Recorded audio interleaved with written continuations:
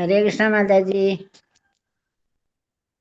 हरे कृष्ण माता हरे कृष्ण माता जी। हरे कृष्ण माता जी। हरे कृष्ण माता जी। हरे कृष्ण माता जी। हरे कृष्ण जी कृष्ण प्रणाम माता जी। प्रणाम എല്ലാവർക്കും പ്രണാം. ഹരേ കൃഷ്ണ. हरे कृष्ण माता जी। ഹരേ हरे കൃഷ്ണ. कृष्ण माता जी। ഹരേ കൃഷ്ണ.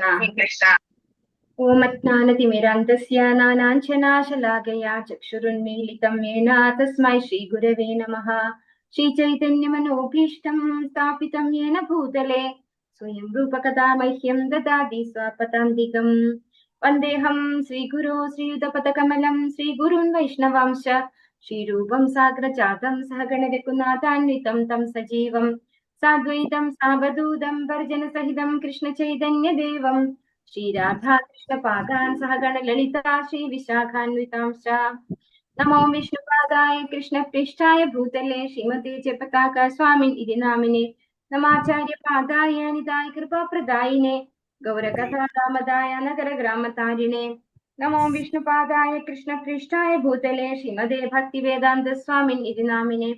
നമസ്തേ സാരസ്വതേ ദേവി ഗൗരവാണി പ്രചാരിണേ നിർവിശേഷ ശൂന്യവാദി പാശ്ചാത്യ ദേശതാരിണേ. വാഞ്ചാകൽപതരൂപസ്യ കൃപാ സിന്ധുഭ്യേവ ച പതിതാനാം പാവനേഭ്യോ വൈഷ്ണവേഭ്യോ നമോ നമഃ. ഹേ കൃഷ്ണ കരുണാ സിന്ധോ ദീനബന്ധോ ജഗത്പദേ ഗോപേശ ഗോപികാ കാന്ത രാധാ കാന്ത നമോസ്തുതേ.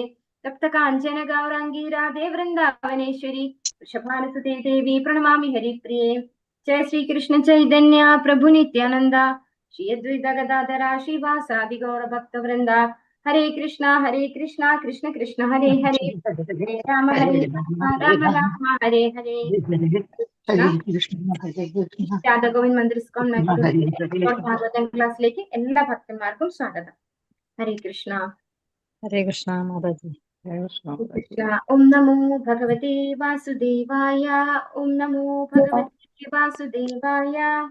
ഓം നമോ ഭഗവതേ വാസുദേവായ. നിഗമകൽപതരോർഗമൃതദ്രവ സംയുക്തം പിബത ഭാഗവതം രസമാലയമുരഹോ രസികാ ഭുവി ഭാവുകാഃ. നാരായണം നമസ്കൃത്യ നരം ചൈവ നരോത്തമം ദേവീം സരസ്വതീം വ്യാസം തതോ ജയമുദീരയേത്. നഷ്ടപ്രായേഷു ഭദ്രേഷു നിത്യം ഭാഗവത സേവയാ ഭഗവത്യുത്തമ ശ്ലോകേ ഭക്തിർഭവതി നൈഷ്ഠികീം. കൃഷ്ണായ വാസുദേവായ ദേവകീ നന്ദനായ ച നന്ദഗോപകുമാരായ ഗോവിന്ദായ നമോ നമഃ. ഹരേ കൃഷ്ണ. മദേകബന്ധോ മത്സംഗിൻ മദ്ഗുരോ മന്മഹാദനാമന്നിഷ്ഠാരക മദ്ഭാഗ്യ മദാനന്ദാനമോസ്തുതേ. ഗ്രന്ഥരായ ശ്രീമദ് ഭാഗവതം കി ജയ. ശ്രീ പ്രഭുപാദ് കി ജയ. ശ്രീമദ് ഭാഗവതം സ്കന്ധം 1 അധ്യായം 8 കുന്തി മഹാറാണിയുടെ പ്രാർത്ഥനകൾ. ശ്ലോകം 16. ഓം നമോ ഭഗവതേ വാസുദേവായ. മാമം സ്ഥാഹേ തദാശ്ചര്യം സർവാശ്ചര്യമയേച്യുതേ. യ ഇദം മായയാ ദേവ്യാ സൃജത്യവതി ഹന്ത്യചഃ. ഹരേ കൃഷ്ണ. എല്ലാവർക്കും ചൊല്ലാം. ഓം നമോ ഭഗവതേ വാസുദേവായ. ओम नमो भगवते वासुदेवाय। മാമം സ്ഥാഹേ തദാശ്ചര്യം സർവാശ്ചര്യമയേച്യുതേ.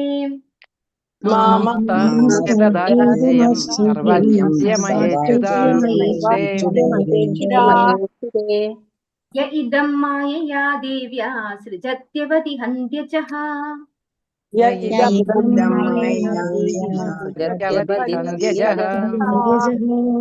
ഹരേ കൃഷ്ണ. മാ അരുത്, ഹംസ ചിന്തിക്കുക, ഹി നിശ്ചയമായും, ഏതത് ഇവയൊക്കെ, ആശ്ചര്യം അത്ഭുതകരം, സർവ എല്ലാം, ആശ്ചര്യമയെ സർവാശ്ചര്യമയനിൽ, അച്യുതേ അപ്രമാദിഗതിയായ, യഹ് യാതൊരുവൻ, ഇതം ഇത് സൃഷ്ടി, മായയ അദ്ദേഹത്തിന്റെ ശക്തിയാൽ, ദേവ്യ അതീന്ദ്രിയം, സൃജതി സൃഷ്ടിക്കുന്നു, അവധി സംരക്ഷിക്കുന്നു, ഹന്തി സംഹരിക്കുന്നു, അജഹ ജനനരഹിതൻ. വർത്തനം ഭാവാർത്ഥമേസി ഭക്തിരേഖ പ്രഭുപാദിച്ചേ.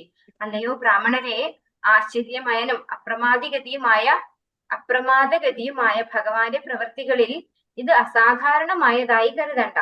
സ്വയം ജനനരഹിതനെങ്കിലും അദ്ദേഹം തന്റെ അതീന്ദ്രിയ ശക്തിയാൽ സർവ ഭൗതിക വസ്തുക്കളെയും സൃഷ്ടിക്കുകയും സംരക്ഷിക്കുകയും സംഹരിക്കുകയും ചെയ്യുന്നു. അപ്പൊ ഇവിടെ ആരോടാണ് സംസാരിക്കുന്നത്? അല്ലയോ ബ്രാഹ്മണരെ എന്ന് വിളിക്കുന്നുണ്ട് അല്ലെ. ആരോടാണ് സംസാരിക്കുന്നത് ഇവിടെ? സുഹൃത ഗോസ്വാമി ശൗനകാദി മഹർഷിമാരോടാണ് പറഞ്ഞു കൊടുക്കുന്നത് അല്ലെ. അതാണ് കോണ്ടെസ്റ്റ്. അപ്പൊ ഇവിടെ സിറ്റുവേഷൻ എന്താണ്? ഉത്തര ഓടി വന്ന് ഭഗവാന്റെ അടുത്ത് പറയാണ് അല്ലെ. ഭഗവാൻ ദ്വാരകയിലേക്ക് ഒരുപാട് നാളായി വന്നിട്ടല്ലേ. മഹാഭാരത യുദ്ധം ആ സമയത്ത് വന്നതാണ്. അപ്പൊ യുദ്ധം കഴിഞ്ഞു. യുധിഷ്ഠിരൻ 3 അശ്വമേധ യാഗങ്ങൾ ചെയ്തു. എല്ലാം കഴിഞ്ഞ് തിരിച്ചു പോവാൻ നിൽക്കുകയാണ്. ആ സമയത്താണ് രഥത്തിൽ കയറിയിരിക്കുന്ന ഭഗവാന്റെ അടുത്തേക്ക് ഓടി വന്നിട്ട് ഉത്തര പറയുന്നത്, പാഹി പാഹി മഹായുഗിൻ ദേവദേവ ജഗത്പതേ നാണ്യം പശ്യ എത്ര മൃത്യു പരസ്പരം അല്ലെ.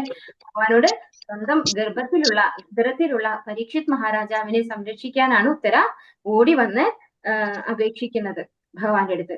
അപ്പോ ഭഗവാന്റെ ശുദ്ധ ഭക്തന്മാരെ സംരക്ഷിക്കുന്നത് ഭഗവാൻ തന്നെയാണ്. അതുപോലെ ഭഗവാൻ ആയുധം എടുക്കില്ല എന്ന് പ്രോമിസ് ചെയ്തിട്ടുണ്ടെങ്കിൽ പോലും ഭഗവാൻ തന്റെ സുദർശന ചക്രം കൊണ്ട് ബ്രഹ്മാസ്ത്രത്തെ പ്രതിരോധിച്ചു എന്ന് മാത്രമല്ല, ഭഗവാൻ അങ്കുഷ്ട രൂപത്തിൽ, ഇവിടെ കൂടുതലായിട്ട് ഉത്തരയുടെ കുട്ടിയെ പരീക്ഷിത് മഹാരാജാവിനെ പ്രൊട്ടക്ട് ചെയ്യുന്നത് കൂടുതലായിട്ട് ഇവിടെ എക്സ്പ്ലെയിൻ ചെയ്തിട്ടില്ല.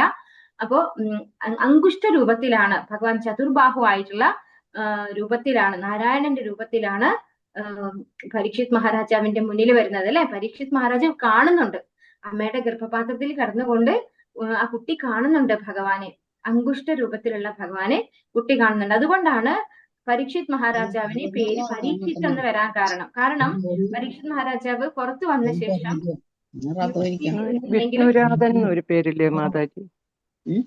ഉണ്ട്. അപ്പോ അതായത് പരീക്ഷിത് എന്ന് പേര് വരാൻ കാരണം എല്ലാവരിലും ഭഗവാനെ ദർശിക്കാൻ ശ്രമിക്കും. ആരാണ്, അന്ന് കണ്ട ആളാണോ ഇത് എന്ന ഒരു ഡൗട്ടോട് കൂടി എല്ലാവരെയും വീക്ഷിക്കുന്ന ആളായിരുന്നു പരീക്ഷിത് മഹാരാജാവ്. അതുകൊണ്ടാണ് അദ്ദേഹത്തിന് പരീക്ഷിത് എന്നൊരു പേര് വന്നത് എന്ന് പറയുന്നു.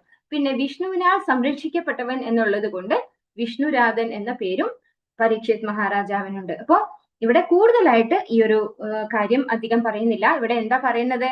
അല്ലയോ ബ്രാഹ്മണരെ, ആശ്ചര്യമയനും അപ്രമാദഗതിയുമായ ഭഗവാന്റെ പ്രവൃത്തികൾ ഇത് അസാധാരണമായി കരുതണ്ട. സ്വയം ജനരഹിതനെങ്കിലും അദ്ദേഹം തന്റെ അതീന്ദ്രിയ ശക്തിയാൽ സർവ്വ ഭൗതിക വസ്തുക്കളെയും സൃഷ്ടിക്കുകയും സംരക്ഷിക്കുകയും സംഹരിക്കുകയും ചെയ്യുന്നു. ഈ പറയുന്നത് എന്തിനെ കുറിച്ചാണ്? നമ്മളോട് പറഞ്ഞു, ബ്രഹ്മാസ്ത്രം എന്ന് പറയുന്നത് ആരാലും അത്ര എളുപ്പം തടയാൻ പറ്റുന്ന ഒന്നല്ല. പക്ഷേ ഭഗവാന് എല്ലാം തടയാൻ പറ്റും, ഭഗവാൻ എല്ലാത്തിനെയും നിയന്ത്രിക്കാൻ പറ്റും. ഭഗവാൻ എല്ലാത്തിന്റെയും അതീതനാണ്, എല്ലാറ്റിനും, അതായത് ഭൗതികമായിട്ടുള്ള എല്ലാറ്റിനും അതീതനാണ് ഭഗവാൻ. അതുകൊണ്ട് തന്നെ ഭഗവാനെ നിയന്ത്രിക്കാൻ ബുദ്ധിമുട്ടില്ല. അപ്പൊ ഭഗവാൻ ജനനരഹിതനെങ്കിലും ഭഗവാന്റെ അതീന്ദ്രിയ ശക്തിയാൽ എല്ലാ ഭൗതിക വസ്തുക്കളെയും സൃഷ്ടിക്കുകയും സംരക്ഷിക്കുകയും സംഹരിക്കുകയും ചെയ്യുന്നു എന്നാണ് പറയുന്നത്. അപ്പോ ഉത്തരയുടെ ഗർഭത്തിലിരിക്കുന്ന കുട്ടിയെ രക്ഷിക്കുന്നതിനും ബുദ്ധിമുട്ടില്ല. കാരണം നമ്മൾ കണ്ടു, ബ്രഹ്മാസ്ത്രം തൊടുത്തു വിട്ടു കഴിഞ്ഞാൽ അത് കൃത്യമായിട്ട് ലക്ഷ്യസ്ഥാനത്തേക്ക് ഏത് സൂക്ഷ്മമായിട്ടുള്ള സംഗതികളുടെയും അകത്ത് പ്രവേശിക്കാൻ അതിന് സാധിക്കും എന്നാണ് പറഞ്ഞത് അല്ലെ. അപ്പോ ഉത്തരയ്ക്ക് ഒരു നാശവും വരുത്താതെ ഉത്തരയുടെ ഗർഭത്തിലിരിക്കുന്ന കുട്ടിയെ നശിപ്പിക്കാനുള്ള കഴിവ് ബ്രഹ്മാസ്ത്രത്തിന് ഉണ്ടായിരുന്നു. അത് മനസ്സിലാക്കിയ ഭഗവാൻ അപ്പൊ തന്നെ റിയാക്ട് ചെയ്തു അല്ലെ. തന്റെ സുദർശന ചക്രം കൊണ്ട് ആ ബ്രഹ്മാസ്ത്രത്തെ തടുക്കുകയും അതിന്റെ ചൂട് അല്ലെ, ഈ രണ്ട് ബ്രഹ്മാസ്ത്രത്തിനും സുദർശന ചക്രത്തിനും രണ്ടിനും ഭയങ്കര ചൂടാണ്. നമ്മൾ നേരത്തെ അർജുനൻ ബ്രഹ്മാസ്ത്രം കൊണ്ട് പിൻവലിച്ചപ്പോ നമ്മൾ കണ്ടതാണ് അല്ലെ, എത്രമാത്രം ചൂടാണ് അതിനകത്ത് നിന്ന് വരുന്നത് എന്ന് നമ്മള് കണ്ടു. എത്രയോ ലോകങ്ങൾ അല്ലെ, 3 ലോകങ്ങളും നശിപ്പിക്കാൻ പോകുന്ന അത്രമാത്രം താപം അതിൽ നിന്ന് വരുന്നു. അപ്പൊ ഭഗവാന്റെ കയ്യിലിരിക്കുന്ന സുദർശന ചക്രത്തിനും അത്ര തന്നെ എന്തുണ്ടാവും, ഉജ്ജ്വലത ഉണ്ടാവും അല്ലെ, അത്ര തന്നെ പ്രഭാവം ഉണ്ടാവും. അപ്പോ പിന്നെ ആ ചൂട് താങ്ങാൻ ഗർഭത്തിലിരിക്കുന്ന കുട്ടിക്ക് സാധിക്കില്ല. അതുകൊണ്ട് ഭഗവാനായിട്ട് പോയി രക്ഷിക്കുകയാണ് ചെയ്തത്. അത് ചിലര് പറയുന്നുണ്ട്, ചിലയിടത്ത് പറയുന്നുണ്ട് കുട്ടി നശിപ്പിക്കുക, ആ ഭ്രൂണം നശിച്ചു പോയിരുന്നു, കരിഞ്ഞു പോയിരുന്നു, ആ ഭ്രൂണത്തെ വീണ്ടും റീഇൻസ്റ്റാർട്ട് ചെയ്തത് ഭഗവാൻ. ചിലര് പറയുന്നു ആ ഭ്രൂണത്തെ നശിപ്പിക്കാതെ ഒരു പ്രകാശ വലയം ഉണ്ടാക്കിയിട്ടുണ്ടായിരുന്നു ഭഗവാൻ, അതിന് നശിക്കേണ്ടി വന്നില്ല. അപ്പൊ അത് 2 തരത്തിലും പറയുന്നുണ്ട്. നമുക്ക് ഏതായാലും ഭഗവാനാൽ ആ കുട്ടി രക്ഷിക്കപ്പെട്ടു എന്ന് മനസ്സിലാക്കാം. ഭാവാർത്ഥം: ഇതി ഭക്തി വേദാന്ത സ്വാമി ശ്രീല പ്രഭുപാദ് കി ജയ്. ജീവസത്തകളുടെ തീരെ ചെറിയ ബുദ്ധിക്ക് ഭഗവാന്റെ കർമ്മങ്ങൾ സദാ ഭാവനാതീതമാകുന്നു. പരമപുരുഷനായ ഭഗവാന് യാതൊന്നും തന്നെ അസാധ്യമായിട്ടില്ല. എന്നാൽ അദ്ദേഹത്തിന്റെ സകല കർമ്മങ്ങളും നമുക്ക് ആശ്ചര്യജനകമാണ്. ആകയാൽ ഭഗവാൻ സദാ നമ്മുടെ ചിന്താപരിധിക്ക് അതീതനാണ്. ഭഗവാൻ സർവശക്തനും സർവദാ പരിപൂർണനുമായ പരമ ദിവ്യോത്തമ പുരുഷനാകുന്നു. ഭഗവാൻ 100% പരിപൂർണനാകുന്നു. അതേസമയം നാരായണൻ, ബ്രഹ്മാവ്, ശിവൻ എന്നിവർക്കും മറ്റു ദേവന്മാർക്കും മറ്റുള്ള എല്ലാ ജീവാത്മാക്കൾക്കും അത്തരം പരിപൂർണതയുടെ വ്യത്യസ്ത ശതമാനങ്ങൾ മാത്രമേ സ്വന്തമായുള്ളൂ. ഭഗവാന് സമാനനായോ ഉപരിയായോ ആരും തന്നെയില്ല. ഭഗവാൻ അസാമാന്യനാകുന്നു.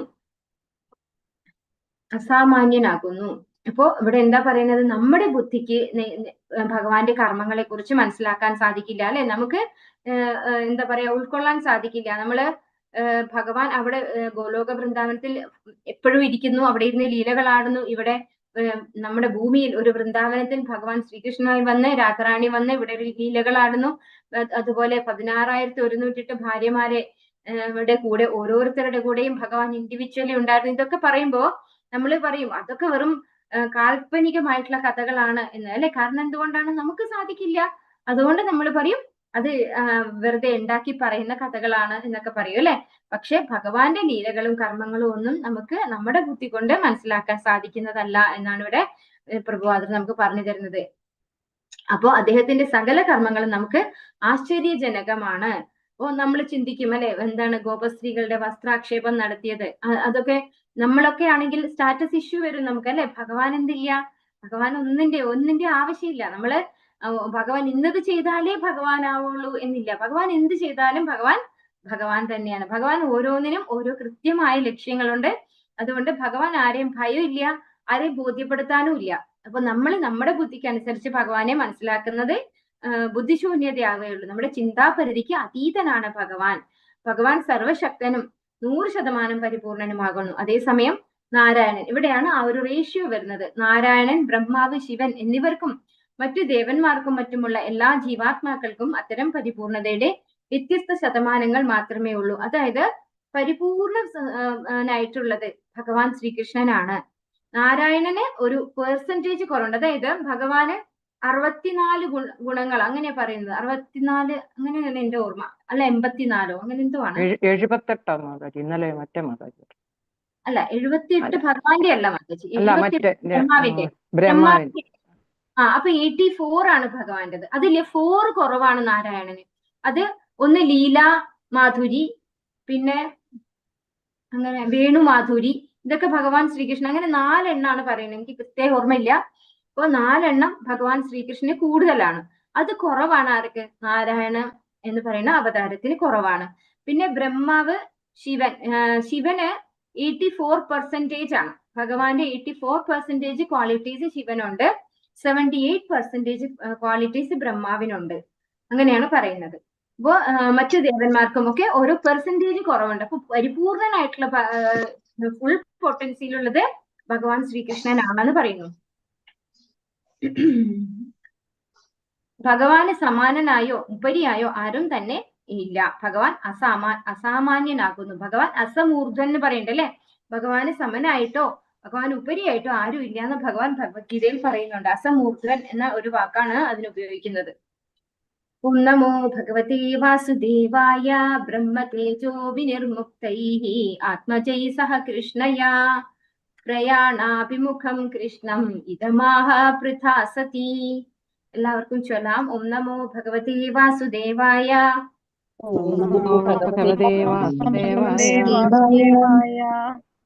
ബ്രഹ്മതേജോ വിനിർമുക്തൈഃ ആത്മജൈ സഹ കൃഷ്ണയാ ബ്രഹ്മതേജോ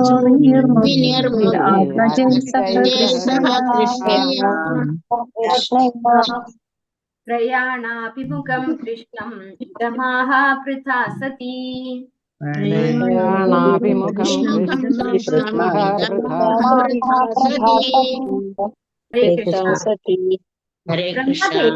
ബ്രഹ്മാസ്ത്രത്തിന്റെ തേജസ് വിനിർമുക്തൈഃ നിന്നും രക്ഷിക്കപ്പെട്ട് ആത്മജൈഃ അവളുടെ പുത്രന്മാരോടൊപ്പം സഹ കൂടെ കൃഷ്ണയ ദ്രൗപദി പ്രയാണം ചെയ്യുവാൻ അഭിമുഖമായി കൃഷ്ണം ശ്രീകൃഷ്ണ ഭഗവാനോട് ഇപ്രകാരം കഥിച്ചു.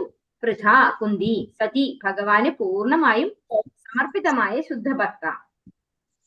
വിവർത്തനം ഭാവാർത്ഥമേസി ഭക്തി വേദാന്ത സ്വാമി ശ്രീല പ്രഭുപാദ് കി ജയ്. അപ്രകാരം ബ്രഹ്മാസ്ത്ര തേജസ്സിൽ നിന്നും സംരക്ഷിക്കപ്പെട്ട ഭഗവാന്റെ പരിശുദ്ധ ഭക്തയായ കുന്തിദേവിയും അവളുടെ 5 പുത്രന്മാരും ദ്രൗപദിയും ഭവനത്തിലേക്ക് പോകാൻ ഒരുങ്ങി നിൽക്കുന്ന ഭഗവാനെ ഇപ്രകാരം അഭിസംബോധന ചെയ്തു.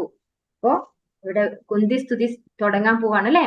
അപ്പോ ഭഗവാൻ അഭിമന്യുവിന്റെ പുത്രനായിട്ടുള്ള പരീക്ഷിത് മഹാരാജാവിനെ ഉത്തരയുടെ ഗർഭത്തിൽ നിന്നും രക്ഷിക്കുകയുണ്ടായി. അങ്ങനെ രക്ഷിക്കപ്പെട്ട ശേഷം പരിശുദ്ധ ഭക്തയായ കുന്തി ദേവി അല്ലെ, ഭഗവാന്റെ തന്നെ, ഭഗവാൻ എന്താണ് റിലേഷൻ, അച്ഛൻ പെങ്ങളാണ് അല്ലെ, ഭഗവാന്റെ അച്ഛന്റെ പെങ്ങൾ വസുദേവരുടെ പെങ്ങളാണ് കുന്തി മഹാറാണി. അപ്പോ ഭഗവാന്റെ ശുദ്ധ ഭക്തയുമാണ്. അങ്ങനെയുള്ള കുന്തി ദേവിയും പഞ്ചപാണ്ഡവരും ദ്രൗപദിയും ഭഗവാൻ എങ്ങോട്ട് പോകാൻ ഒരുങ്ങാണ്? ദ്വാരകയിലേക്ക് പോകാൻ ഒരുങ്ങാണ് അല്ലെ. ഭവനത്തിലേക്ക് പോകാൻ ഒരുങ്ങി നിൽക്കുന്ന ഭഗവാനെ പ്രകാരം അഭിസംബോധന ചെയ്തു. അതായത് ദ്വാരകയിലേക്ക് മടങ്ങാൻ വേണ്ടിയിട്ട് രഥത്തിലേറി നിൽക്കുകയായിരുന്നു ഭഗവാൻ അല്ലെ. അങ്ങനെയുള്ള ഭഗവാനോട് ഇങ്ങനെ അഭിസംബോധന ചെയ്തു. അതായത് ഇനി വരുന്നത് കുന്തി സ്തുതിയാണ്. ഭാവാർത്ഥം ഇസി ഭക്തി വേദാന്ത സ്വാമി പ്രഭുപാദ് ഭഗവാൻ ശ്രീകൃഷ്ണനോടുള്ള കലർപ്പറ്റ ഭക്തി നിമിത്തം കുന്തി ദേവി ഇവിടെ സതി അഥവാ പരിശുദ്ധിയായി വർണ്ണിച്ചിരിക്കുന്നു. ഇതിനെ തുടർന്നുള്ള ശ്രീകൃഷ്ണ ഭഗവാനോടുള്ള പ്രാർത്ഥനയിൽ അവരുടെ മനസ്സിനെ തുറന്നു കാട്ടിയിരിക്കുന്നു. ഒരു ശുദ്ധഭക്തൻ ഏത്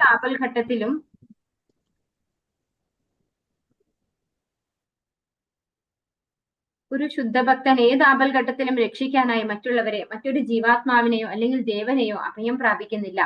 പാണ്ഡവരുടെ സമ്പൂർണ്ണ കുലത്തിന്റെയും എല്ലായ്പ്പോഴുമുള്ള സവിശേഷ ലക്ഷണമാണിത്. അവർക്ക് കൃഷ്ണനെ ഒഴികെ മറ്റാരെയും അറിയില്ല. ആകയാൽ ഭഗവാനും ഏത് പരിതസ്ഥിതിയിലും സർവപ്രകാരത്തിലും അവരെ രക്ഷിക്കാൻ സദാ സന്നദ്ധനായിരുന്നു. ഭഗവാന്റെ അതീന്ദ്ര സ്വഭാവമാണത്. ഭക്തന്റെ ആശ്രയത്തിന് പരസ്പര പൂരകമായി ഭഗവാൻ പ്രവർത്തിക്കുന്നു. ആകയാൽ ഒരുവൻ അപൂർണരായ ജീവാത്മാക്കളുടെ അല്ലെങ്കിൽ ദേവന്മാരുടെ സഹായം തേടരുത്. എന്നാൽ തന്റെ ഭക്തരെ സംരക്ഷിക്കാൻ സർവദാ സമർത്ഥനായ ഭഗവാൻ കൃഷ്ണനിൽ നിന്നും എല്ലാവിധ സഹായവും നിശ്ചയമായും പ്രതീക്ഷിക്കാം. ഇവിടെ കുന്തി മഹാറാണിനെ കുറിച്ചാണ് ശ്രീ പ്രഭുപാദര് പറയുന്നത്.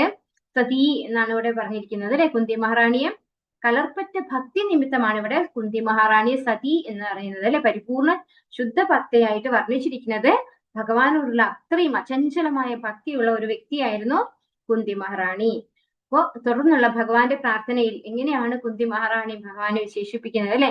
18 മുതൽ, അതായത് അടുത്ത് ഇത് 17ാമത്തെ ശ്ലോകമാണ്. 18ാമത്തെ ശ്ലോകം മുതൽ 44ാമത്തെ ശ്ലോകം വരെ കുന്തി മഹാറാണിയുടെ പ്രാർത്ഥനയാണ് ഭഗവാനോടുള്ള. അപ്പോ അതിലൂടെ നമുക്ക് ശരിക്കും കുന്തി മഹാറാണിയുടെ മനസ്സ് തുറന്നു കാട്ടിത്തരുന്നു എന്ന് പറയുന്നു. ഒരു ശുദ്ധഭക്തൻ ഏത് ആപൽഘട്ടത്തിലും രക്ഷയ്ക്കായി മറ്റുള്ളവരെ, മറ്റൊരു ജീവാത്മാവിനെയോ അല്ലെങ്കിൽ ദേവനെയോ അഭയം പ്രാപിക്കുന്നില്ല. അതായത് ഭഗവാനെ ആശ്രയിച്ചിട്ടുള്ള, ഭഗവാനാണ് പരമരക്ഷകൻ അല്ലെങ്കിൽ പരമാത്മാവായിട്ടുള്ള ഭഗവാനാണ് നമുക്ക് എല്ലായിടത്തും അല്ലെ.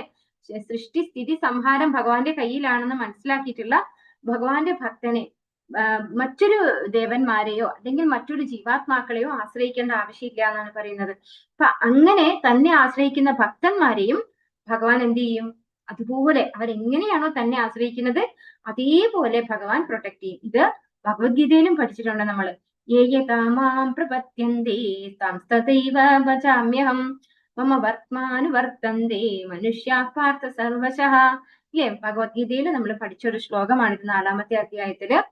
അപ്പോ ഭഗവാൻ എങ്ങനെയാണോ നമുക്ക് ഭഗവാൻ ഉള്ളത് അതേ റേഷ്യോ അത് ഭഗവാൻ നമ്മളോടും കാണിക്കും. അത് ഒരു കുറവും ഭഗവാൻ വരുത്തില്ല. അപ്പൊ ഭഗവാനെ പരിപൂർണമായിട്ട് ആശ്രയിക്കുന്ന, മറ്റാരെയും പ്രൊട്ടക്ഷന് വേണ്ടിയോ അല്ലെങ്കിൽ എന്തിനു വേണ്ടിയും ആശ്രയിക്കാത്ത തന്റെ ഭക്തന്മാരെ പൂർണ്ണമായിട്ടും സംരക്ഷിക്കുന്നത് ഭഗവാൻ തന്നെയാണ്. അത്തരം ഒരു പരിശുദ്ധ ഭക്തൻ ഭഗവാനോട് ഒരിക്കലും സഹായം ആവശ്യപ്പെടാറില്ല. എന്നാൽ ഭഗവാൻ സ്വ ഇച്ഛയാൽ സദാ സഹായിക്കാനായി ഉത്സുകനായിരിക്കുന്നു. അപ്പോ അത്തരത്തിലുള്ള ശുദ്ധ ഭക്തന്മാര് ഭഗവാനെ എനിക്കതില്ല, എനിക്കിത് തരുമോ, എനിക്ക് അങ്ങനെ തരുമോ എന്നൊന്നും പറയില്ല അല്ലെ. നമ്മൾ തന്നെ കണ്ടു ഇവിടെ ദ്രൗപദി 5 മക്കൾ അവിടെ കൊല്ലപ്പെടുകയുണ്ടായി. ദ്രൗപദി ചോദിച്ചോ ഭഗവാനോട്, ഭഗവാനെ, ഭഗവാനല്ലേ സൃഷ്ടിയുടെയും സ്ഥിതിയുടെയും സംഹാരത്തിന്റെയും ഒക്കെ കൺട്രോളർ, എന്റെ കുട്ടികളെ എനിക്ക് തിരിച്ചു തന്നൂടെ എന്ന് ചോദിച്ചോ ദ്രൗപദി? ഇല്ല അല്ലെ. നമ്മൾ എവിടെയും കണ്ടില്ല അങ്ങനെ ഒരു ശ്ലോകം. ദ്രൗപദി ഒന്ന് സങ്കടപ്പെട്ടു എന്നല്ലാതെ കണ്ട് ഭഗവാനോട് എന്തുകൊണ്ട് എന്റെ കുട്ടികളെ രക്ഷിച്ചില്ല എന്ന് ചോദ്യം ചെയ്തില്ല, രക്ഷിക്കുമോ എന്ന് റിക്വസ്റ്റ് ചെയ്തില്ല അല്ലെ, പുനരുജ്ജീവിപ്പിക്കുമോ എന്ന് ചോദിച്ചില്ല. ഭഗവാൻ സാന്ദീപനി മുനിയുടെ മകനെ തിരിച്ചു കൊണ്ടു കൊടുത്തിട്ടുണ്ടായിരുന്നു അല്ലെ, മരിച്ചുപോയ മകനെ ഗുരുദക്ഷിണയായിട്ട് കൊണ്ടു കൊടുത്തിട്ടുണ്ടായിരുന്നു. അപ്പൊ ചോദിക്കാലോ ദ്രൗപദിക്ക്, അവിടെ ഗുരുവിന്റെ കുട്ടിയെ കൊടുത്തില്ലേ, അപ്പൊ ഇവിടെ എനിക്ക് തന്നൂടെ എന്റെ കുട്ടീനെ എന്ന് ചോദിക്കാം അല്ലെ. പക്ഷെ അങ്ങനത്തെ ഒരു കാര്യങ്ങളും ഭഗവാന്റെ ഭക്തന്മാര് ചോദിക്കില്ല. ഭക്തൻ എന്താണ് ആവശ്യം അത് ഭഗവാൻ അറിയാം. അത് അറിഞ്ഞ് ഭഗവാൻ ചെയ്യും. ഭഗവാനോട് റിക്വസ്റ്റ് ചെയ്യേണ്ട ആവശ്യം നമുക്കില്ല. അത്തരം ഒരു പരിശുദ്ധ ഭക്തൻ ഭഗവാനോട് ഒരിക്കലും സഹായം ആവശ്യപ്പെടാറില്ല എന്നാണ് പറയുന്നത്. എന്നാൽ ഭഗവാൻ സ്വന്തം ഇച്ഛയാൽ, അതായത് ഭഗവാൻ അറിയാം എന്താണ് എന്റെ ഭക്തന് ആവശ്യമുള്ളത് എന്ന്, അതിന് ഭഗവാൻ എപ്പോഴും തയ്യാറുമാണ്. ആ സഹായം ഭഗവാൻ എപ്പോഴും കൊടുക്കുന്നതായിരിക്കും. അപ്പോൾ ഇനി അടുത്ത ശ്ലോകം മുതല് കുന്തി മഹാറാണിയുടെ പ്രാർത്ഥനയാണ് തുടങ്ങുന്നത്. ഓം നമോ ഭഗവതേ വാസുദേവായ. കുന്ത്യുവാച നമസ്യേ പുരുഷം ത്വാദ്യം ഈശ്വരം പ്രകൃതേ പരം അലക്ഷ്യം സർവഭൂതാനാം അന്തർബഹിരവസ്ഥിതം. എല്ലാവർക്കും ചൊല്ലാം. ഓം നമോ ഭഗവതേ വാസുദേവായ. ഓം നമോ ഭഗവതേ വാസുദേവായ. കുന്ത്യുവാച നമസ്യേ പുരുഷം ത്വാദ്യം ഈശ്വരം പ്രകൃതേ പരം നമസ്തേ പുരുഷം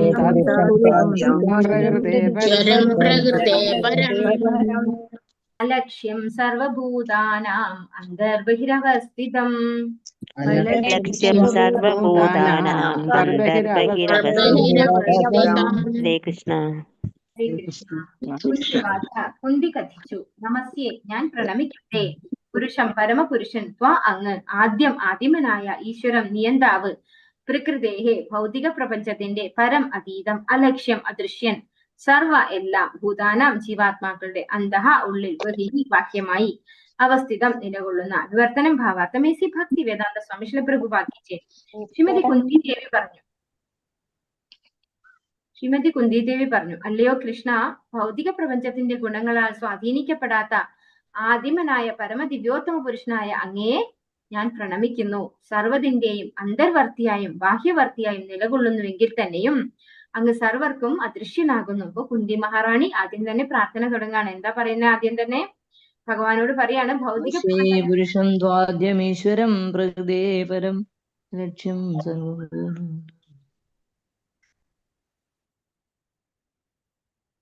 എന്താ പറയുന്ന, ഭൗതിക പ്രപഞ്ചത്തിന്റെ ത്രിഗുണങ്ങളാൽ സ്വാധീനിക്കപ്പെടാത്തവനാണ് ഭഗവാൻ എന്ന് പറയുന്നു അല്ലെ. ആദിമനായ പരമ ദിവ്യോത്തമ പുരുഷനായ ആ ഭഗവാനെ, ഭൗതിക പ്രകൃതിയുടെ ത്രിഗുണങ്ങളാൽ സ്വാധീനിക്കപ്പെടാത്ത പരമ ദിവ്യോത്തമ പുരുഷനായ ഭഗവാനെ ഞാൻ പ്രണമിക്കുന്നു. നമസ്യേ അല്ലെ, നമഃ ആദ്യം പറയുന്ന നമസ്യേ, ഞാൻ പ്രണമിക്കട്ടെ എന്നാണ് അല്ലെ. അങ്ങനെയുള്ള ഭഗവാനെ ഞാൻ പ്രണമിക്കുന്നു. സർവ്വതിന്റെയും അന്തർവർത്തിയായും ബാഹ്യവർത്തിയായും നിലകൊള്ളുന്നുവെങ്കിൽ തന്നെയും അങ്ങ് സർവർക്കും അദൃശ്യനാകുന്നു. അപ്പൊ എല്ലാറ്റിന്റെയും അകത്തും പുറത്തും ഭഗവാൻ ഉണ്ടെങ്കിലും ഭഗവാനെ ആർക്കും അറിയില്ല അല്ലെ. ഭഗവാനെ ആർക്കും എവിടെയും കാണാൻ സാധിക്കുന്നില്ല. ഭഗവാനെ അഭക്തന്മാരാരും തന്നെ ദർശിച്ചിട്ടില്ല, ഭഗവാനായിട്ട് ദർശിച്ചിട്ടില്ല എന്നാണ് പറയുന്നത്. ഭഗവാൻ തന്നെ പറയുന്നു, അവജാനന്തി മാ മൂഢ മാനുഷീം തനുമാശ്രിതം അല്ലെ. ഞാനൊരു മനുഷ്യനാണ്, മനുഷ്യ ശരീരത്തിൽ ഇരിക്കുന്ന ഒരു സാധാരണ വ്യക്തിയാണ് ഞാനെന്ന് അവജാനന്തി മാ മൂഢ, മൂഢന്മാർ വിചാരിക്കുന്നു അല്ലെ. അവർക്ക് അറിയില്ല ഭഗവാൻ അതീന്ദ്രിയനാണ്, ഭഗവാന്റെ ശരീരവും അതീന്ദ്രിയമാണെന്ന് അവർക്കറിയില്ല. അതുകൊണ്ട് തന്നെ ഭഗവാൻ പുറത്തും അകത്തൊക്കെ ഉണ്ടെങ്കിലും ഭഗവാനെ അറിയാത്തവർക്ക് ഭഗവാൻ അല്ല. അപ്പൊ പിന്നെ ഭഗവാനെ കാണാത്തതിന് തുല്യം തന്നെയാണ് അല്ലെ. ഭഗവാൻ സർവർക്കും അദൃശ്യനാകുന്നു എന്നാണ് പറയുന്നത്. എല്ലാറ്റിന്റെയും ഉള്ളിലും പുറത്തും ഭഗവാനാണ് ഉള്ളത്, എങ്കിലും ഭഗവാൻ എല്ലാവർക്കും അദൃശ്യനാണ്. ഭാവാർത്ഥമേസി ഭക്തി വേദാന്ത സ്വാമി ശ്രീല പ്രഭുപാദിച്ചേ. ഭഗവാൻ ശ്രീകൃഷ്ണൻ തന്റെ ഭാഗിനേയനായിരുന്നാലും അദ്ദേഹം യഥാർത്ഥ പരമ ദിവ്യോത്തമ പുരുഷനാണെന്ന് ശ്രീമതി കുന്തി ദേവിക്ക് പൂർണ്ണ ബോധ്യമുണ്ടായിരുന്നു. അത്തരം പ്രബുദ്ധിയായ ഒരു സ്ത്രീ തന്റെ ഭാഗിനേയനെ വഴങ്ങി അപരാധം പ്രവർത്തിക്കയില്ല. ആകയാൽ അവൾ ഭഗവാൻ ശ്രീകൃഷ്ണനെ ഭൗതിക പ്രപഞ്ചത്തിന് അതീതനായ ആദിപുരുഷൻ എന്ന് സംബോധന ചെയ്തു. അപ്പൊ ഇവിടെ റിലേഷൻഷിപ്പ് ആണ് പറയുന്നത് അല്ലെ. എന്താണ് പറയുന്നത്? ഭാഗിനേയൻ എന്ന് പറഞ്ഞു കഴിഞ്ഞാല് സഹോദരന്റെ പുത്രൻ എന്നാണ് അർത്ഥം. സഹോദരന്റെ പുത്രൻ എന്ന് പറഞ്ഞു കഴിഞ്ഞാല് അപ്പോ കുന്തി മഹാറാണി ആരായിട്ട് വരും? അച്ഛന്റെ അനുജത്തിയോ അച്ഛന്റെ ചേച്ചിയോ ആയി വരും അല്ലെ. ഇപ്പൊ വലിയമ്മയോ ചെറിയമ്മയോ ഒക്കെ ആയിട്ട് വരും ഭഗവാന്. നമുക്കറിയില്ല, കറക്റ്റ് ആയിട്ട് എനിക്കറിയില്ല. കുന്തി മഹാറാണി അമ്മായി വസുദേവരുടെ ചേച്ചിയാണോ അനിയത്തിയാണോ എന്ന് എനിക്കറിയില്ല. അപ്പോ അത് എനിക്കറിയില്ല. ഞങ്ങളൊക്കെ ചെറിയമ്മ അല്ലെങ്കിൽ വലിയമ്മ എന്നാണ് പറയാ. നമുക്ക് ഓരോ നാട്ടിലും ഓരോ രീതിയായിരിക്കും മാതാജി, അത് കുഴപ്പമില്ല. അപ്പൊ ഭഗവാന്റെ അച്ഛൻ പെങ്ങളാണ് ആര്? കുന്തി മഹാറാണി. അപ്പൊ അങ്ങനെയുള്ള സഹോദരന്റെ പുത്രനെ ആരും നമസ്യേ പുരുഷൻ ത്വാദി എന്ന് പറഞ്ഞ് പ്രണമിക്കോ? ആരെങ്കിലും തന്റെ സഹോദരന്റെ മകനായിട്ടുള്ളവനെ ആരും പ്രണമിക്കില്ല. അപ്പോ ഭഗവാൻ ശ്രീകൃഷ്ണനാണ് ഭഗവാൻ പരമ ദിവ്യോത്തമ പുരുഷനാണെന്ന് വ്യക്തമായി ബോധ്യമുള്ള ആളായിരുന്നു കുന്തി മഹാറാണി എന്നാണ് ഇവിടെ പറയുന്നത്.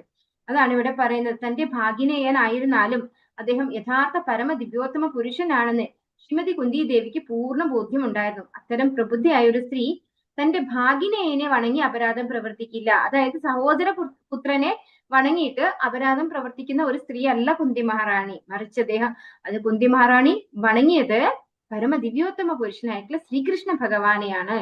ആകയാൽ അവൾ ഭഗവാൻ ശ്രീകൃഷ്ണനെ ഭൗതിക പ്രപഞ്ചത്തിന് അതീതനായ ആദി പുരുഷൻ എന്ന് സംബോധന ചെയ്തു. അതുകൊണ്ടാണ് ഭഗവാനെ എന്താണ് നമസ്യേ പുരുഷം ആദ്യം ഈശ്വരം പ്രകൃതേ പരം എന്നാണ് പറഞ്ഞത് അല്ലെ. ആദ്യം ഈശ്വരം പ്രകൃതേ പരം. അതുകൊണ്ടാണ് ഭഗവാനെ പ്രപഞ്ചത്തിന് അധീനനായ ആദി പുരുഷൻ എന്ന് അഭിസംബോധന ചെയ്തത് കുന്തി മഹാറാണി. സർവ്വ ജീവസത്തകളും അതീന്ദ്രിയരാണെങ്കിലും അവർ ആദിമരോ വീഴ്ച സംഭവിക്കാത്തവരോ ഭൗതിക പ്രകൃതിയിലെ ഹസ്തങ്ങൾക്ക് അധീനരായി അധപതിക്കാൻ അനുയോജ്യരാണ് ജീവസത്തകൾ. എന്നാൽ ഭഗവാൻ ഒരിക്കലും അങ്ങനെയല്ല. ആകയാൽ സർവ്വ ജീവസത്തകളിലും വെച്ച് ഏറ്റവും പ്രമുഖൻ എന്ന് വേദങ്ങളിൽ ഭഗവാനെ വർണ്ണിച്ചിരിക്കുന്നു. നിത്യോ നിത്യാനാം ചേതനാം. അപ്പോ ഭഗവാൻ എന്ന് പറയുന്നത് നമ്മൾ സാധാരണ ജീവാത്മാക്കൾ എല്ലാവരും തന്നെ എന്താണ്, അവരുടെ ബേസിക് എന്ന് പറയുന്നത് അതീന്ദ്രിയമാണ് അല്ലെ. അവര് ശരീരം എന്ന് പറയുന്നതാണ് നമ്മളിവിടെ കാണുന്നത്. പക്ഷെ ആ ശരീരമല്ല നമ്മൾ എന്താണ്, ആത്മാവാണ്. അപ്പൊ നമ്മൾ ആരാണ്, അതീന്ദ്രിയരാണ്. പക്ഷെ അതുപോലത്തെ അതീന്ദ്രിയനായിട്ടുള്ള ആളല്ല ഭഗവാൻ. ഭഗവാൻ ഈ ഭൗതിക പ്രകൃതിയുടെ ത്രിഗുണങ്ങളാൽ പെടാത്ത ആളാണ് എന്ന് പറയുന്നു. അപ്പോ ഇവിടെ ഒരു ഇത് പറയുന്നത് ഭഗവാനെ എങ്ങനെ വേദങ്ങളിൽ വർണ്ണിച്ചിരിക്കുന്നത്, നിത്യോ നിത്യാനാം ചേതനാനാം. അപ്പൊ എല്ലാവരും എന്താണ്, നിത്യാനാം എന്ന് പറയുന്നത് പ്ലൂരലാണ്, ചേതനാന എന്ന് പറയുന്നതും പ്ലൂരലാണ്. അത് നമ്മൾ ജീവാത്മാക്കളാണ്. നിത്യഹ അത് ആരാണ്, ഒറ്റയൊന്ന് മാത്രമുള്ളതാണ്, അത് ഭഗവാനാണ്. ചേതന എന്ന് പറയുന്നത് ഭഗവാനാണ്. അപ്പൊ അതാണ് ആ വ്യത്യാസം. നിത്യോ പറയുന്നത് ഭഗവാനും നിത്യാന എന്ന് പറയുന്നത് ജീവാത്മാക്കളും. ചേതനാന അതായത് ഭഗവാൻ നിത്യനാണ്, ജീവാത്മാക്കളും എന്താണ്, നിത്യരാണ് അല്ലെ. അതുകൊണ്ടാണ് നിത്യാന എന്ന് പറയുന്നത്. ഭഗവാനും ചേതനയാണ്, നമ്മൾ ഓരോരുത്തരും ചേതനയാണ്. പക്ഷെ എന്താ വ്യത്യാസം, എന്താണ്, ഭഗവാൻ ഭൗതിക പ്രകൃതിക്ക് അതീതനാണ്, നമ്മള് അധീനരാണ്. അതുകൊണ്ട് നമ്മളെ എന്ത് ബാധിക്കും, ഈ ഭൗതിക പ്രകൃതിയിലെ ത്രിഗുണങ്ങൾ ബാധിക്കും. ഭഗവാനെ ഇതൊന്നും ബാധിക്കില്ല. ഭഗവാനെ ഈശ്വരൻ അഥവാ നിയന്താവെന്ന് വീണ്ടും അഭിസംബോധന ചെയ്തിരിക്കുന്നു. ജീവസത്തകൾ അഥവാ ചന്ദ്രൻ, സൂര്യൻ തുടങ്ങിയവരെ പോലെയുള്ള ദേവന്മാർ എന്നിവരും ഒരു പരിധിവരെ ഈശ്വരന്മാരാകുന്നു. എന്നാൽ അവരാരും തന്നെ പരമ ഈശ്വരൻ അഥവാ പരമനിയന്താവാകുന്നില്ല. ഭഗവാൻ പരമേശ്വരൻ അഥവാ പരമാത്മാവാണ്. അദ്ദേഹം അന്തരംഗസ്ഥനും ബഹിരംഗസ്ഥനുമാണ്. കുന്തിദേവിയുടെ ഭാഗിനേയനായി അവരുടെ സമക്ഷം ഭഗവാൻ സന്നിഹിതനെങ്കിലും അദ്ദേഹം കുന്തിദേവിയുടെയും മറ്റേവരുടെയും അന്തരംഗത്തിലും അവസ്ഥിതനാകുന്നു. അപ്പോ ഇവിടെ നമുക്ക് മനസ്സിലാക്കാം, കുന്തിദേവി യഥാർത്ഥത്തിലും ഭഗവാനെ തത്വത്തിൽ മനസ്സിലാക്കിയ വ്യക്തിയായിരുന്നു അല്ലെ. ഭഗവാന്റെ ശുദ്ധ ഭക്തയാണെന്ന് അതുകൊണ്ടാണ് പറയുന്നത്. അതാണ് സഖി എന്ന് വിളിച്ചത് അല്ലെ.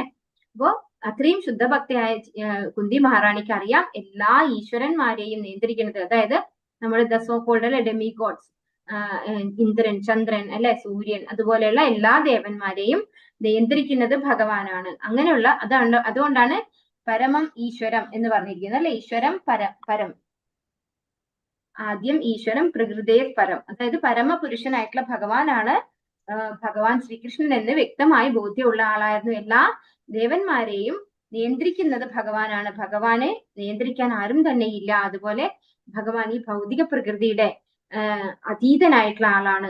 എല്ലാവരുടെയും അന്തരംഗസ്ഥനും ബഹിരംഗസ്ഥനുമാണ്. എല്ലാവരുടെ ഹൃദയത്തിലും പരമാത്മാവായിട്ട് ഇരിക്കുന്നത് ഭഗവാനാണെന്ന് കുന്തി മഹാറാണിക്ക് അറിയാം. എല്ലായിടത്തും അകത്തും പുറത്തും. അതുകൊണ്ടാണ് കുന്തി മഹാറാണി പറഞ്ഞത്. അപ്പോ ഇവിടെ കുന്തി ദേവിയുടെ ഭാഗിനേയനായിട്ട് ഭഗവാൻ മുമ്പിൽ ഇരിക്കുകയാണെങ്കിൽ പോലും ഭഗവാൻ കുന്തി മഹാറാണിയുടെ ഉള്ളിലും പരമാത്മാവായിട്ടുണ്ടെന്ന് കുന്തി മഹാറാണിക്ക് അറിയാമായിരുന്നു. ഭഗവത്ഗീതയിൽ 15:15 ഭഗവാൻ ഇപ്രകാരം ഉദ്ഘോഷിക്കുന്നു: ഞാൻ ഏവരുടെയും ഹൃദയത്തിൽ സ്ഥിതി ചെയ്യുന്നു. അവർക്ക് സ്മരണയും ജ്ഞാനവും വിസ്മൃതിയും എന്നിൽ നിന്ന് തന്നെയാണ് ഉണ്ടാകുന്നത്. സർവ്വവേദങ്ങളാലും അറിയപ്പെടേണ്ടവൻ ഞാനാകുന്നു. വേദത്തിന്റെ രചയിതാവും വേദാന്ത ആചാര്യനും ഞാൻ തന്നെ. ഇപ്പോ 15:15 സർവസ്യ ചാഹം ഹൃദി സന്നിവിഷ്ടോ എന്ന് പറയുന്ന ആ ശ്ലോകത്തില് ഭഗവാൻ എല്ലാവരുടെയും ഹൃദയത്തിൽ ഭഗവാൻ ഉണ്ടെന്ന് പറഞ്ഞു തരുന്നു. അതായത് ഓർമ്മ, വിസ്മൃതി അല്ലെ, മറവി, അതുപോലെ ജ്ഞാനം, ഇതൊക്കെ ഭഗവാൻ നിന്നാണ് ഉണ്ടാകുന്നത്. വേദത്തിലൂടെ അറിയേണ്ടതും വേദങ്ങൾ ഉണ്ടാക്കിയതും ഭഗവാനാണെന്ന് ഭഗവാൻ അവിടെ പറയുന്നുണ്ട്. എല്ലാ ജീവജാലങ്ങളുടെയും അന്തരംഗസ്ഥനായും ബഹിരംഗസ്ഥനായും സ്ഥിതി ചെയ്യുന്നുവെങ്കിൽ തന്നെയും ഭഗവാൻ അദൃശ്യനാണെന്ന് കുന്തിദേവി സ്ഥിരീകരിക്കുന്നു. സാമാന്യ ജനങ്ങൾക്ക് ഭഗവാൻ ഒരു പ്രഹേളിക പോലെയാണ്. ശ്രീകൃഷ്ണ ഭഗവാൻ കുന്തിദേവിയുടെ സമക്ഷം പ്രത്യക്ഷത്തിൽ സന്നിഹിതനായിക്കൊണ്ട് തന്നെ സ്വയം ഉത്തരയുടെ ഗർഭത്തിൽ പ്രവേശിച്ച് അശ്വത്ഥാമാവിന്റെ അസ്ത്രപ്രഭാവത്തിൽ നിന്നും അവളുടെ ഭ്രൂണത്തെ സംരക്ഷിച്ചത് കുന്തിദേവിക്ക് പ്രത്യക്ഷ അനുഭവമുള്ളതാകുന്നു. അപ്പോ നമുക്കറിയാം ഭഗവാൻ അവിടെ പോകാൻ ഒരുങ്ങി നിൽക്കുമ്പോ ഭഗവാൻ ആയുധം എടുത്തു എന്നാണ് പറഞ്ഞത് അല്ലെ.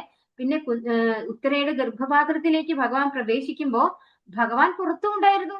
ഭഗവാൻ ശ്രീകൃഷ്ണൻ രഥത്തിൽ ഏറി നിൽക്കുന്ന ശ്രീകൃഷ്ണൻ അവിടെ തന്നെ ഉണ്ടായിരുന്നു. അപ്പൊ ഭഗവാന് അത് സാധിക്കും അല്ലെ. നമ്മുടെ ചിന്താശക്തിക്ക് ഉള്ളതുപോലെ അല്ല ഭഗവാന് പുറത്തവിടെ നിൽക്കുമ്പോഴും അകത്ത് പ്രവേശിക്കാനും സാധിക്കും. അപ്പൊ അത് ആർക്ക് മനസ്സിലായിട്ടുണ്ടായിരുന്നു? കുന്തി മഹാറാണിക്ക് ശരിക്കും മനസ്സിലായിട്ടുണ്ടായിരുന്നു എന്നാണ് പറയുന്നത് അല്ലെ. അശ്വത്ഥാമാവിന്റെ അസ്ത്രപ്രഭാവത്തിൽ നിന്നും ഉത്തരയുടെ ഭ്രൂണത്തെ സംരക്ഷിച്ചത് കുന്തിദേവിക്ക് പ്രത്യക്ഷ അനുഭവം ഉള്ളതാകുന്നു. ശ്രീകൃഷ്ണ ഭഗവാൻ സർവവ്യാപിയാണോ അതോ കേന്ദ്രീകൃതനാണോ എന്ന് കുന്തിദേവി തന്നെ അമ്പരന്നു.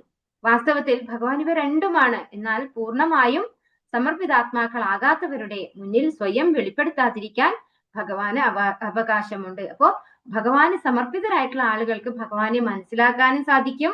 എന്നാൽ ഭഗവാന് മനസ്സിലാകാത്തവർക്ക് അല്ലെങ്കിൽ ഭഗവാനെ മനസ്സിലാക്കാൻ ശ്രമിക്കാത്തവർക്ക് ഭഗവാൻ പ്രകാശിതനും ആവില്ല. ഭഗവാൻ ഭഗവത്ഗീതയിൽ പറയുന്നുണ്ട്, നാഹം പ്രകാശ സർവസ്യ യോഗമായ സമാവൃത ഇല്ലേ. ഭഗവാൻ തന്നെ പറയുന്നുണ്ട്, ഞാൻ എല്ലാവർക്കും പ്രകാശിതനാവില്ല, അവരെ യോഗമായ സമാവൃത. ഈ നിയന്ത്രിക്കുന്ന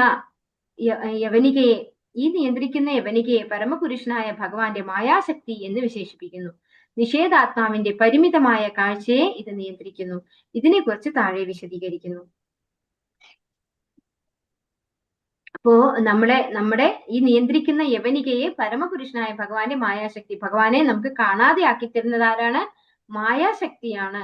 അത് നമ്മുടെ കാഴ്ചയെ നിയന്ത്രിക്കുന്നു എന്ന് പറയുന്നു. അത് ഡീറ്റെയിൽഡ് ആയിട്ട് ഇനി വരുന്ന ശ്ലോകങ്ങളിൽ പറയുന്നു.